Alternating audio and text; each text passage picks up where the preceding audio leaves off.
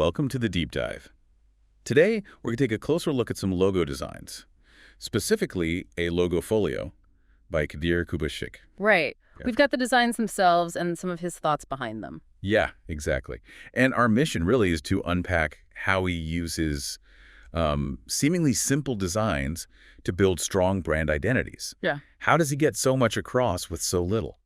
Well, the first thing that jumps out is definitely his less is more philosophy. It seems like he's always trying to find that core message and express it concisely.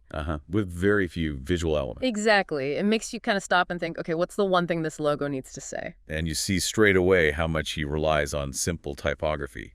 That's really central, isn't it? Oh, absolutely. Readable fonts, minimal tweaks. He's not doing complex illustrations here. It creates this very modern, clean feel, almost timeless in a way. You could argue the font choice is the main design decision sometimes. I think you could. And it's strategic, not just clean for the sake of it. Look at examples like Nextcraft or Ecolites. Right, where he emphasizes just one letter. Yeah.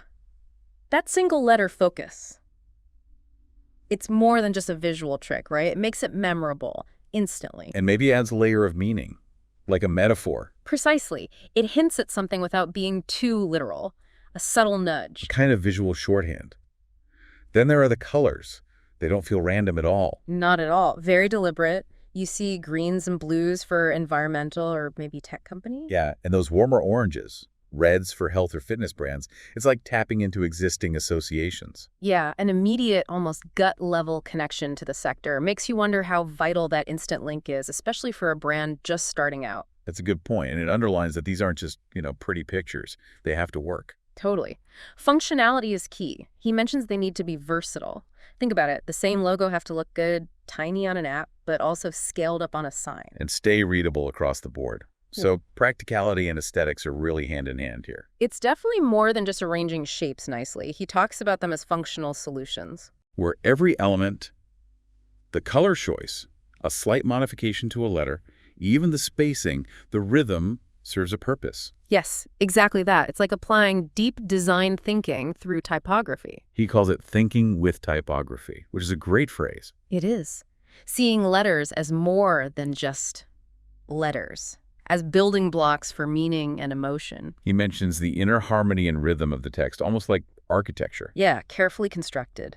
It shows how much intention can be packed into something that looks quite straightforward on the surface. And those tiny adjustments he makes. It's amazing what they can suggest, isn't it? Definitely. Like a sharp edge might feel techy, or a soft curve might suggest nature. Contrasting colors for energy. Right. They're subtle cues, but they play on associations we already have. Do we even realize we're picking up on them? Probably not consciously, most of the time. Yeah. But the feeling is conveyed. And context drives those choices. The energetic red makes sense for fitness.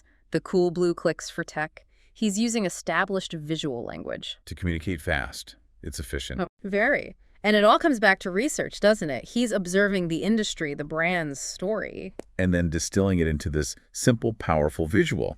He points out things like negative space, font choice again, little symbolic touches. All building this unique context for the brand, telling a story with the bare minimum. You can also see his personal design style coming through. Yeah. Balanced, thoughtful. Yeah, they feel crafted, not generic. You sense the experience behind them. It's a really nice collection showing form and function working together.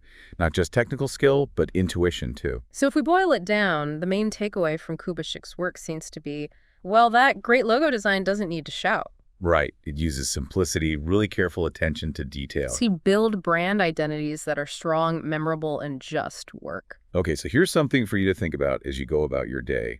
Look at the logos around you. After hearing about Kubas's approach, how do you think those small design choices, the font, the color, that tiny tweak might be shaping how you feel about those brands? What's the silent conversation happening there?